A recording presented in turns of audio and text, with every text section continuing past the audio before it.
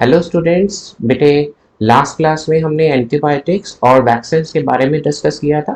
आज बहुत छोटा सा टॉपिक है कि किस तरह से माइक्रोब्स जो है हमारे लिए यूजफुल है increasing the soil fertility, right, और क्लीनिंग द एनवायरनमेंट। ओके, तो साथ बने रहे लास्ट तक। बहुत ही छोटा सा टॉपिक है increasing the soil fertility. Soil fertility basically होती क्या है, जिसमें हम कंसिडर करते हैं न्यूट्रिएंट्स जो सॉइल के अंदर प्रेजेंट होते हैं। जितने भी सॉइल के अंदर न्यूट्रिएंट्स प्रेजेंट हैं they together consider to be a fertile nature of the soil. Okay, अब ये किस तरह से बढ़ाते हैं? बेसिकली हमारे पास दो तरह के मेजर बैक्टीरिया जो हमें यहाँ पे अभी पता होने चाहिए, राइजोबियम और ब्लू ग्रीन एल्गी।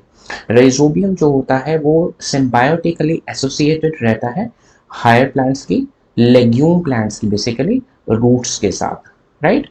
और जो ब्लू ग्रीन एल्गी होती है ये सिम्बायोटिकली भी एसोसिएटेड रहती है और फ्रीली भी नेचर में प्रेजेंट रहती है सॉइल के अंदर। अब ये सिम्बायोटिक वर्ड जो दो बारी हमारे पास आया, ये सिम्बायोटिक वर्ड क्या होता है?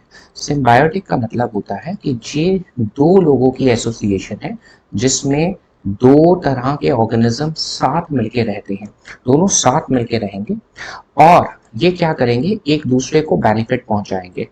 एक मान लीजिए जैसे हम कह सकते हैं हस्बैंड वाइफ की एसोसिएशन, जिसमें हस्बैंड क्या है बाहर से अर्निंग करके लाता है, फाइनेंशियली स्ट्रांग होता है, राइट, और वो सारा पैसा घर पे देता है।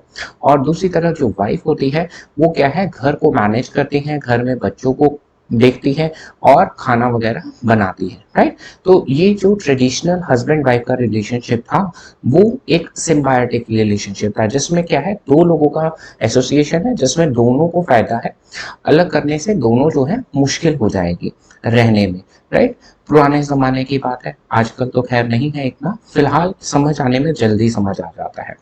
अब सही जो रेहिजोबियम बैक्टीरिया है ना, ये भी बिल्कुल सिम्बायोटिकली एसोसिएटेड रहता है रूट्स के साथ, रूट्स के साथ जो कि लेग्यूम प्लांट्स की होती है। अब ये लेग्यूम प्लांट्स हम अगली स्लाइड में देखेंगे कि लेग्यूम प्लांट्स कौन से होते हैं, राइट। इसमें ये दोनों की एसोसिएशन में क्या है कि ये लगातार खाना बना के, मीन्स अमोनिया नाइट्रोजन के कंपाउंड्स बना के प्रोवाइड करता है, राइट, प्लांट्स को। और प्लांट्स इन टर्न इसको क्या है, रहने की जगह प्रोवाइड करता है, राइट। और दूसरी तरफ blue green algae free state में भी रहती है ऐसे सिम्बायोटिकली एसोसिएटेड, बट वो किसी और प्लांट्स के साथ रहती है, राइट। अब आगे हम मूव करते हैं लेग्यूम प्लांट्स। जैसे मैंने कहा था ये कौन से प्लांट्स है बेटे, आप लोगों को पता होगा दालें, दालें जैसे चने हो गए, राजमा हो गए, मूंग की दाल हो गई, राइट। तो ये जितनी भी दालें, अरहर की दाल, जो भी हम दाल कंसिडर कर रहे हैं, मटर, ये everything they are included in the legume plants है। आप ऐसा भी कह सकते हैं कि मोस्ट ऑफ द पल्सेस जो है वो आपको अवेलेबल रहती है लेग्यूम प्लांट से। तो वो कैटेगरी एक लेग्यूम फैमिली और पल्स फैमिली में चले जाती है। इनके पौधे जितने भी होते हैं इनकी जड़ों में हमारे को मिलते हैं इस तरह के रूट नोड्यूल्स। ये है हमारे पास रूट नोड्यूल्स। रूट नोड्यूल्स ये मोटे मोटे रीजन्स मिलते हैं रूट के ऊपर, इस तरह के गोल गोल से रीजन्स आपको दिखाई देंगे। रूट नोड्यूल्स बेसिकली क्या होता है, जड़ों में मिलेगा हमारे को, और इस जड़ों में जब हम रूट नोड्यूल्स को स्टडी करेंगे तो हम देखते हैं कि इसके अंदर मिलता है राइजोबियम बैक्टीरिया। तो रूट नोड्यूल्स जो होते हैं they are present in the roots of the legume plants, और दूसरा राइजोबियम बैक्टीरिया जो होता है वो इन रूट नोड्यूल्स में प्रेजेंट होता है। देन क्या काम है इस राइजोबियम बैक्टीरिया का, क्या करता क्या है राइजोबियम बैक्टीरिया? राइजोबियम बैक्टीरिया क्या करता है, हवा में से नाइट्रोजन गैस को उठाता है, क्योंकि नाइट्रोजन गैस सीधा प्लांट एब्जॉर्ब नहीं करते, यूज नहीं करते, राइट।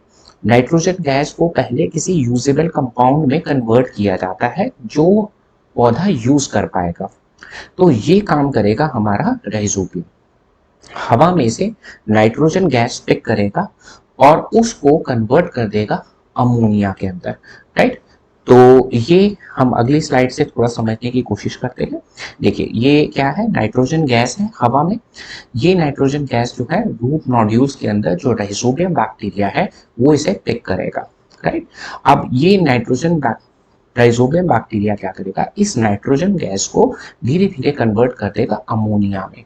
अमोनिया आपको बेसिकली याद रखना है। अब ये अमोनिया जो है प्लांट्स यूज करेंगे, प्लांट्स यूज करेंगे किसके लिए, टू मेक देयर प्रोटीन्स, अपना प्रोटीन्स बनाने के लिए, अपना और नाइट्रोजन कंपाउंड्स बनाने के लिए। ठीक है, अब ये जो अपने प्रोटीन से अपनी बॉडी बनाएंगे और नाइट्रोजन कंपाउंड से फर्दर डीएनए आरएनए बनाएंगे, ये सब प्लांट्स को सरवाइव करने में हेल्प करेगा, ग्रोथ करने में हेल्प करेगा। ठीक है, अब दूसरी तरफ अगर हम देखते हैं कि जैसे जैसे प्लांट बड़ा होगा, ऑब्वियस है ये सारा नाइट्रोजन कंटेंट उसमें इकट्ठा होता जाएगा। अल्टीमेटली जब डेथ होगी प्लांट की, तो क्या होगा, वो सारा नाइट्रोजन कंटेंट जो पौधे में था, जो उसकी जड़ों में था, वो सब फिर मिट्टी में मिल जाएगा।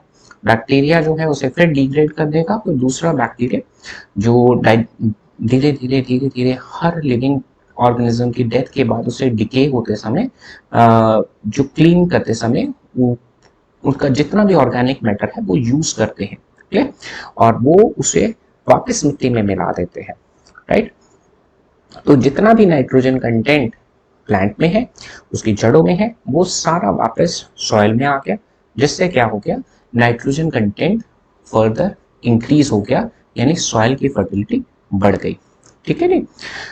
दूसरी तरफ हमारे पास बायोलॉजिकल नाइट्रोजन फिक्सर में हमारे पास ब्लू ग्रीन एल्गी है। ब्लू ग्रीन एल्गी में ये ज्यादातर देखिए कॉलोनियल सेल्स होते हैं, है ये भी बैक्टीरिया ही, ये भी बैक्टीरियल सेल ही है, बट इस बैक्टीरिया के अंदर ग्रीन कलर का फोटोसिंथेटिक पिगमेंट होता है, इसीलिए इन्हें हम सियानो बैक्टीरिया भी कहते हैं। सियानो बैक्टीरिया ये फोटोसिंथेसिस कर सकते हैं, ब्लू ग्रीन एल्गी भी कहा जाता है। अब ये बैक्टीरिया देखिए ज्यादातर कॉलोनी में रहते हैं या लंबे लंबे थ्रेड जैसे स्ट्रक्चर्स बना देते हैं मिलके, है सारे इंडिपेंडेंट अलग अलग है। इनमें आप कुछ सेल्स देखेंगे जो तो बहुत ज्यादा मोटे हो गए हैं। जो सेल्स बहुत ज्यादा मोटे हो गए हैं, इन सेल्स को हम क्या कहते हैं, हेट्रोसिस्ट। इन सेल्स को हम क्या कहते हैं, हेट्रोसिस्ट। अब ये हेट्रोसिस्ट जो होते हैं ये नाइट्रोजन फिक्सेशन करते हैं। सो नाइट्रोजन फिक्सेशन जो काम करता है वो हमारे पास है हेट्रोसिस्ट। अब ये हेट्रोसिस्ट के अंदर जो नाइट्रोजन फिक्सेशन होती है बिल्कुल सेम होती है जैसे हमने अभी बैक्टीरिया में देखा है। बिल्कुल बैक्टीरिया जैसे हवा में से नाइट्रोजन लेता है, वैसे ही ये भी हवा में से नाइट्रोजन लेती है, और हेट्रोसिस्ट क्या करती है, इसको धीरे धीरे कन्वर्ट करके अमोनिया बना देते हैं। अब ये अमोनिया जो है वो किस में चला जाता है, सॉइल में चला जाता है। राइट, अब सॉइल में चला गया ये अमोनिया। ओके, तो इस तरह से सॉइल की फर्टिलिटी एनहांस हो गई। राइट, तो ये दो मेजर हमारे पास थे। तीसरा आ गया क्लीनिंग द एनवायरनमेंट। अब ये जो मेजर रोल है क्लीनिंग करने का, जैसे मैंने अभी थोड़ा देर पहले भी डिस्कस किया था कि कोई भी प्लांट है, कोई भी एनिमल है, जब उसकी डेथ होती है तो धीरे धीरे उसकी बॉडी जो है गलना सड़ना शुरू हो जाती है। गलना सड़ना कौन करवाता है, that is by the bacteria, fungi, right, microbes. Microbes ही क्या है, धीरे धीरे धीरे धीरे उसके अंदर जितना भी कॉम्प्लेक्स चीजें हैं उसको तोड़ तोड़ के सिंपल सब्सटेंसेस में कन्वर्ट कर देते हैं। अब यहाँ पे माइक्रो ऑर्गेनिजम्स क्या करते हैं, डिकम्पोज कर देते हैं जितना भी डेड ऑर्गेनिक वेस्ट है प्लांट्स का और एनिमल्स का, इनको सिंपल सब्सटेंसेस में जो वापस रिस्टोर हो जाता है सॉइल में और उसकी फर्टिलिटी को इंक्रीज कर देता है। राइट, ऐसे ही हमारा जो सीवेज वेस्ट है उसमें भी प्राइमरली बैक्टीरिया ही है जो धीरे धीरे उसे डिग्रेड करके वापस सिंपल सब्सटेंसेस बनाकर सॉइल में दोबारा से मिला देते हैं। राइट, अगर फर्स्ट कीजिए ये बैक्टीरिया ना हो डिकम्पोज करने वाले, तो क्या होगा, धीरे धीरे पाइल्स इकट्ठी हो जाएंगे डेड बॉडीज की। तो ये बहुत ही इंपॉर्टेंट रोल प्ले करते हैं in the cleaning of environment. वापस जितना भी मटेरियल हमने प्लांट ने और एनिमल ने उठाया है सॉइल से, उसको वापस मिट्टी में मिला दिया जाता है।